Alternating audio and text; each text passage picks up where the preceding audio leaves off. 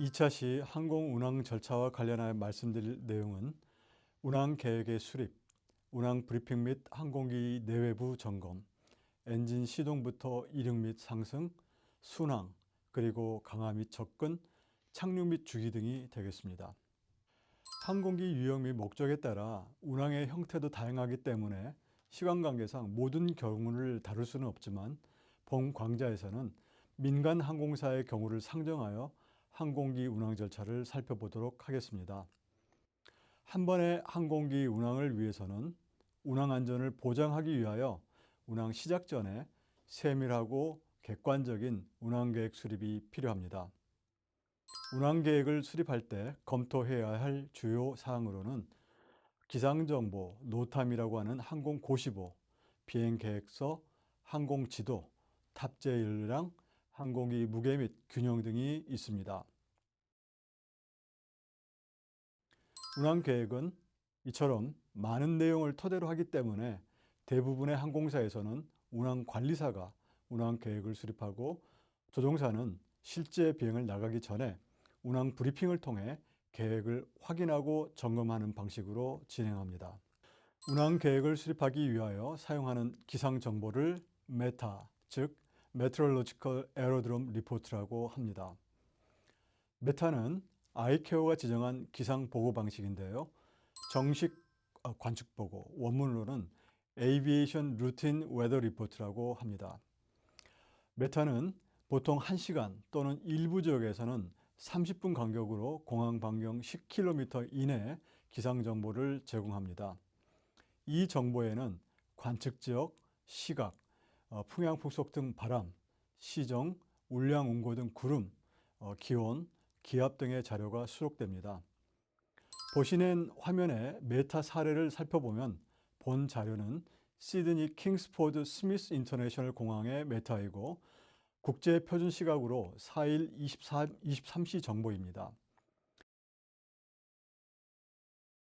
이 시각의 킹스포드 공항 기상은 040도 방향에서 7나트의 바람이 불고 있고 시정은 7,000m로 좋으며 구름은 1,000피트의 약간, 2,500피트의 다소, 5,500피트의 상당한 구름이 있다고 보고합니다. 아울러 기온은 최고 21도, 최저 19도, 기압은 1013 헥토파스칼을 지시하고 있습니다. 기상은 항공기 운항에 매우 중요하기 때문에 기상 정보에 포함되는 각각의 요소를 좀 더 구체적으로 하나씩 살펴보겠습니다. 먼저 바람입니다. 바람이란 지표면에 대한 공기의 상대 운동 중에서 수평 방향 성분을 의미합니다. 바람은 방향과 풍속으로 이루어진 벡터의 양으로 표시되는데요. 방향은 북쪽, 서쪽 등 바람이 불어오는 쪽의 위치로 제공되고 풍속은 바람의 크기를 의미하는데요. 미터 퍼 세크, 나트 등의 단위로 표시됩니다.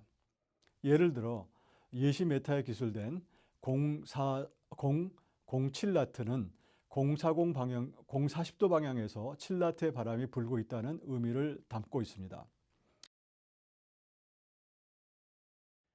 시정, 즉 비저빌리티는 대기의 혼탁 정도를 나타내는 척도인데요.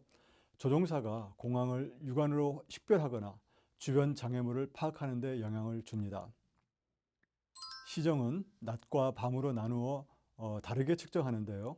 낮에는 목표의 모양을 식별할 수 있는 최대 거리를 시정으로 측정하고 밤에는 목표로 선정된 등화가 식별되는 최대 거리 또는 주간과 같은 밝기로 가정했을 때 최대 가시거리로 측정합니다.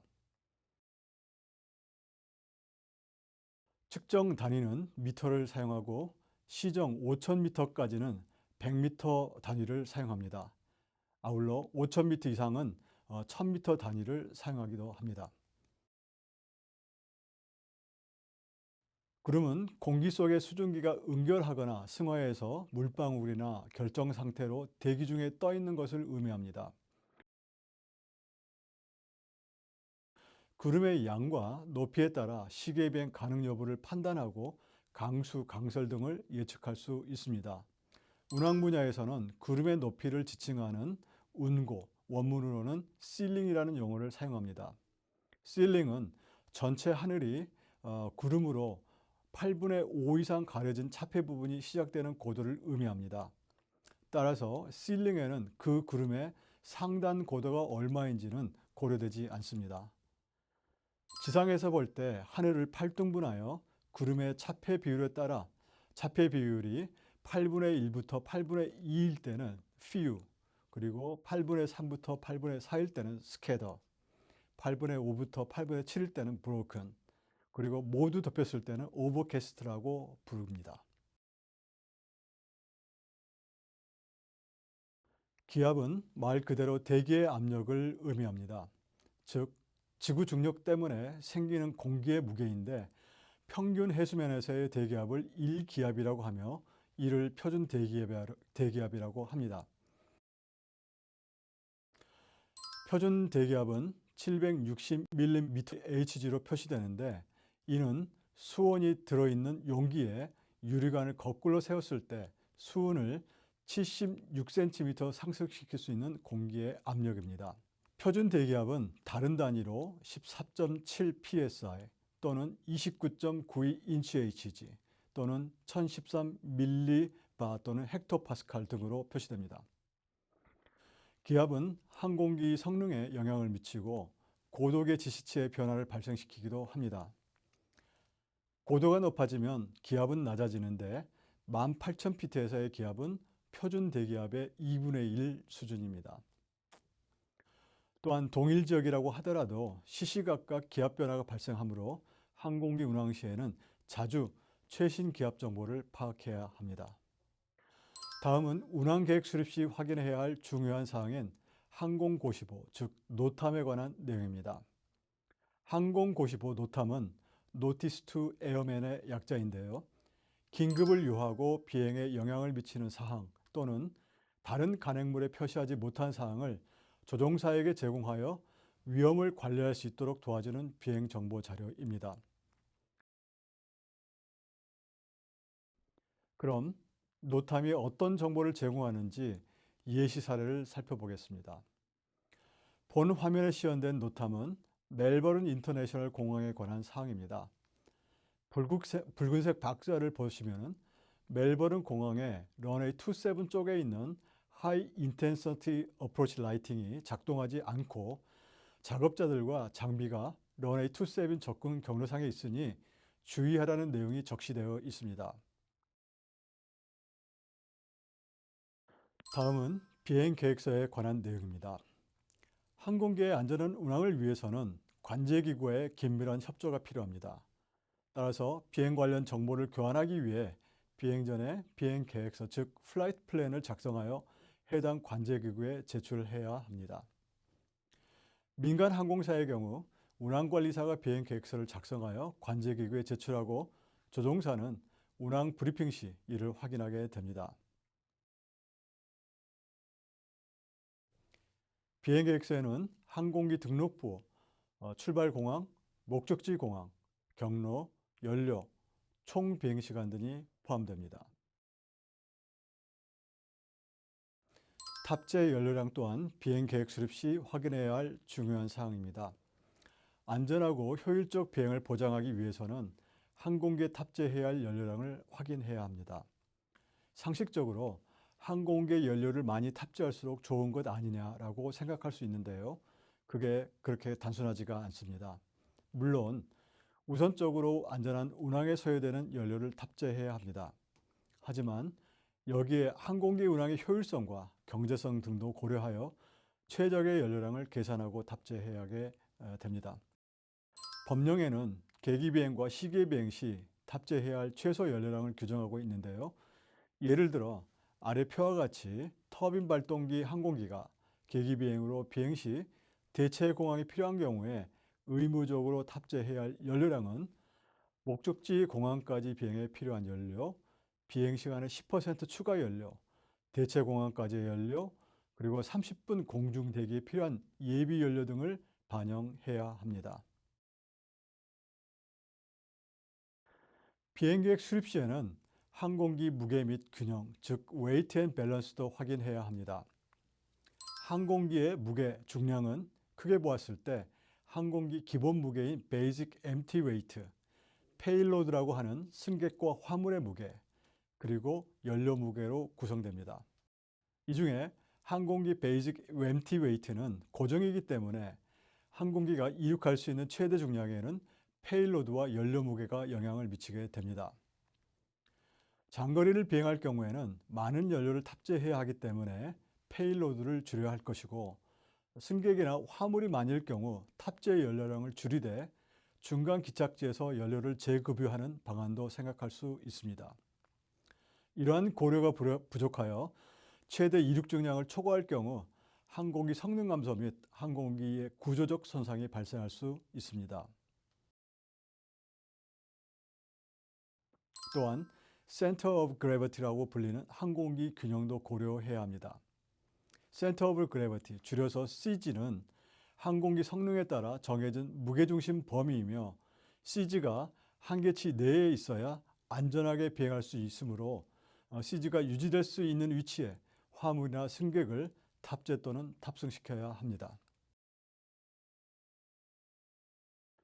지금까지 살펴본 모든 비행계획 수립 단계가 종료되면 실제 비행을 시작하기 위한 첫 번째 과정으로 조종사는 운항 브리핑 및 항공기 내외부 점검을 수행하게 됩니다.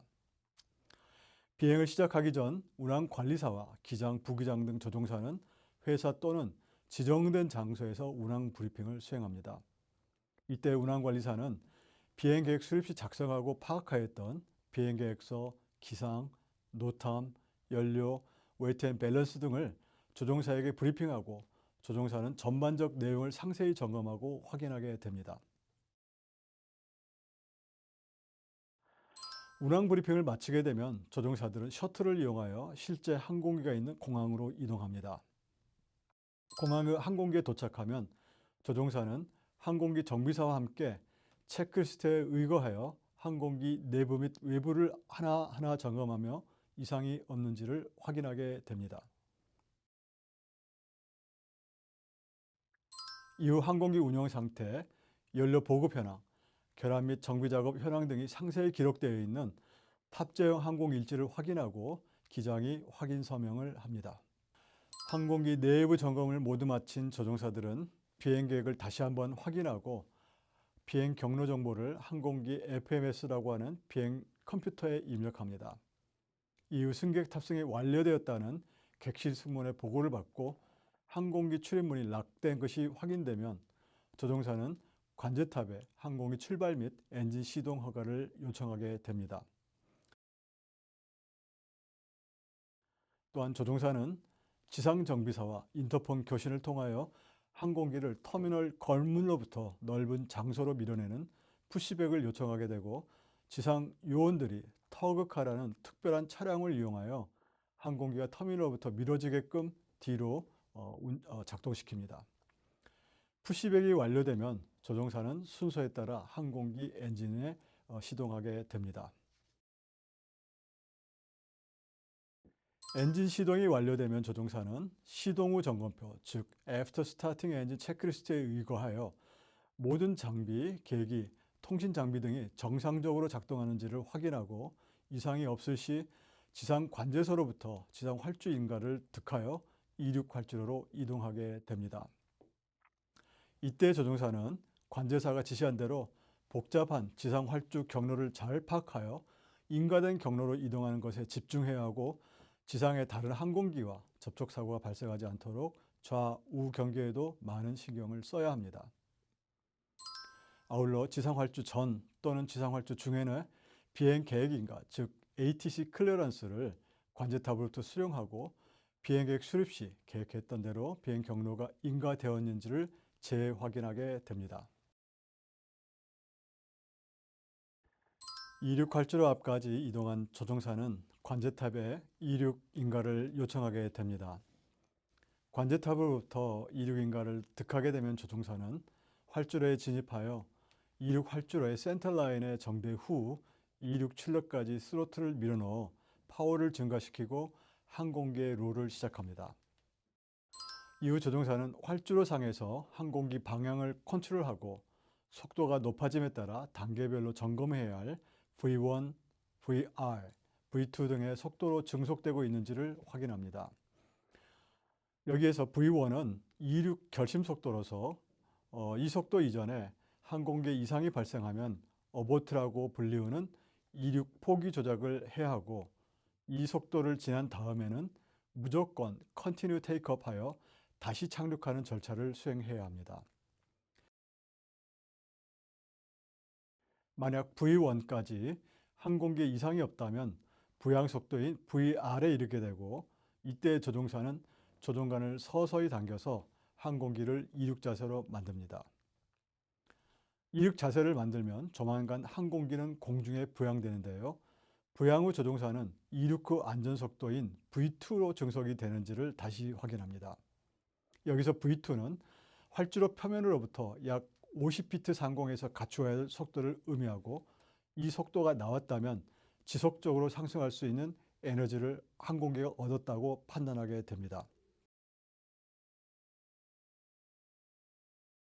이륙을 마치게 되면 항공기가 공항을 벗어나 원하는 항공로로 진입하기 위한 경로를 비행하며 고도를 상승시키는데, 대부분의 계기 비행에서는 해당 공항의 표준 계기 출항 절차를 사용하게 됩니다.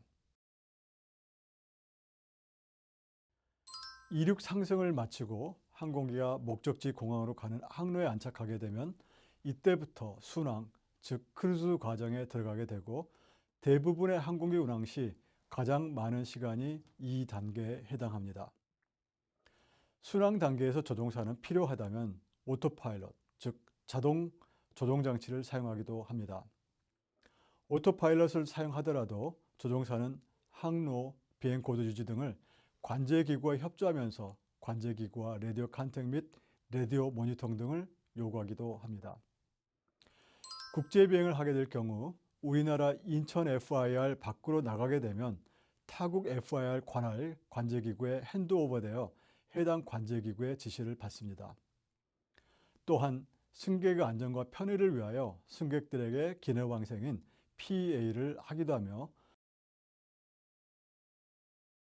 지속적으로 항공기 상태 및 비행 경로, 고도 등 비행 상황을 모니터링하고 필요한 조치를 수행합니다.